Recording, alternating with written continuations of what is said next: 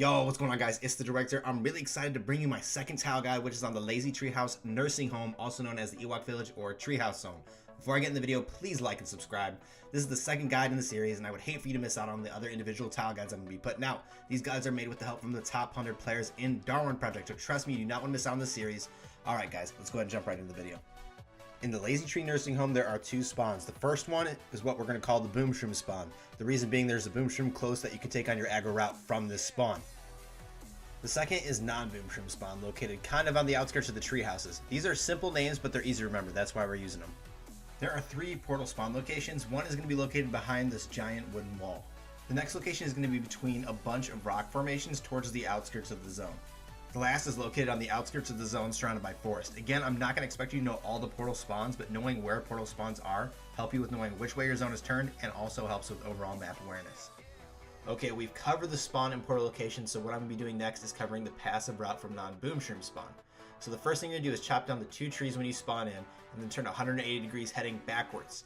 After a short distance, you're going to run into a cabin that has a radar and a possibility for some leather. After you loot up the cabin, you're going to be heading in that same direction out the door, up onto the boardwalk. Along the boardwalk, there's a ton of loot. There's a possibility for loot such as leather, a few chest spawns, and obviously trees. After making your way down the entire length of the boardwalk, you're going to see a cabin off to your left. Head over to that cabin because inside there's going to be another radar. By this time, you will have gathered all the loot you need for your start, and by checking the radar in the cabin, you can decide whether to continue looting your zone or leave into a new one.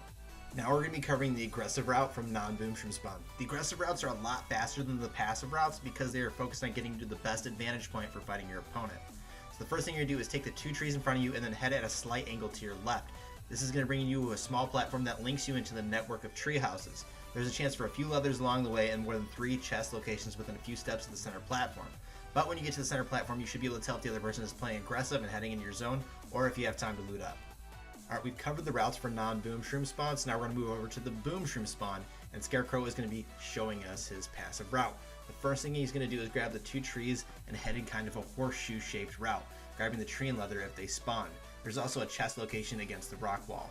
The reason he's going to do this is because there's a cabin directly behind where you would spawn at.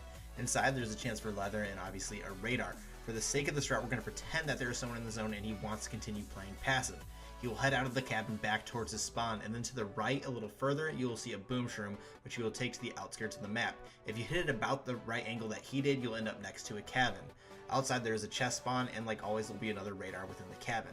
Head out of the cabin, sticking to the edge of the tile, and you will run across a few trees and end up at a boardwalk.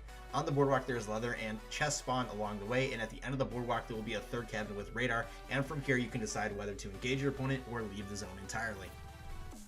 For the aggressive route from boom shroom spawn, you will take the two trees and hit the boom shroom you would have hit taking the passive route. You're going to be hitting it at an angle that will bring you into the middle of the zone. After you land, you're trying to position yourself to hit your opponent off the small platform that they're going to be grabbing the leather at that I showed you on the aggressive route from non-boom shroom spawn.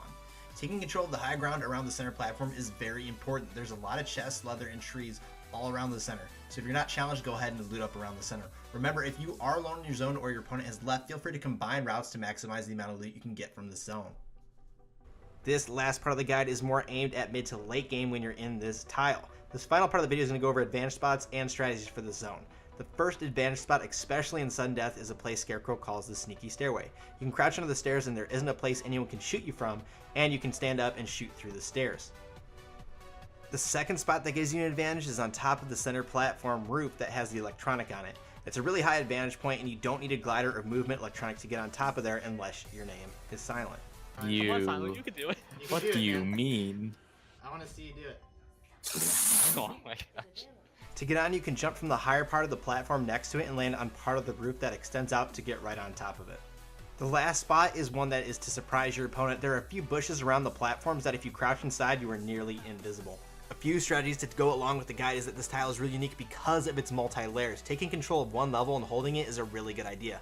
Also, if you run bear traps in its late game, not many people are looking for traps, so placing them a few feet from the top or right over the top are great places to put them. Be aware of all entrances or stairs to the platform so you can prepare to fight from a very defensive position. Guys, I really enjoyed making this tile guide. Please like and subscribe if you want to help me grow my channel and keep making guides. Also, a special thanks to top 100 players, Silent and Scarecrow, for helping me make this guide possible. Their Twitch will be in the description below, along with the link to my previous tile guide for Avalanche Village. If I missed anything you think is important or have any questions, comments, concerns, or strategies you like to use that I did not include, let me know down below. That's it for me, guys. Have a good one.